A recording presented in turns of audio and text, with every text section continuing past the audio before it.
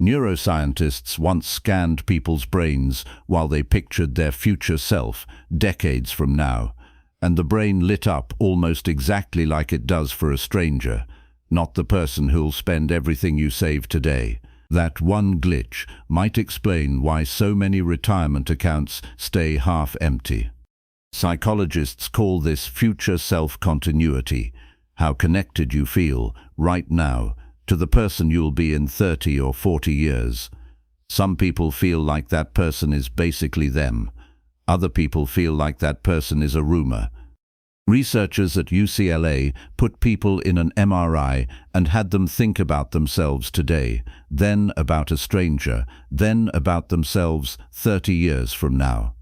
The regions that activated for future me looked far closer to the pattern for a stranger than the pattern for me right now.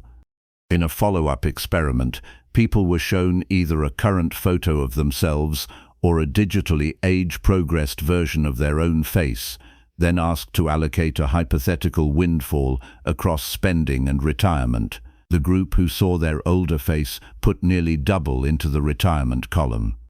Play that gap forward. Two savers, same income, same 7% return. One feels connected enough to future self to contribute consistently. The other feels distant enough to skip months whenever life gets tight. Over 30 years, that psychological gap alone is worth roughly $180,000. The difference isn't discipline, and it isn't income.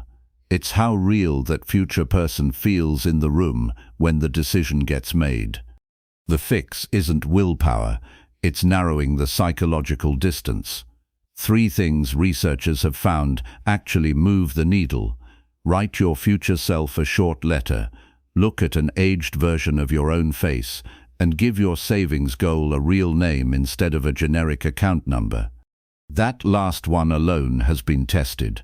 In behavioral banking research, savers who gave their goal a specific, personal name kept significantly more money in it over the year than savers who left the account with its generic default name, same bank, same interest rate, only the label changed. Your future self isn't a stranger by nature. Your brain just files them that way by default. Write to them, look at them, name their goal, and the money starts moving. Before you skip next month's contribution, picture the exact person who inherits that decision. Follow for more money lessons, decoded in plain English.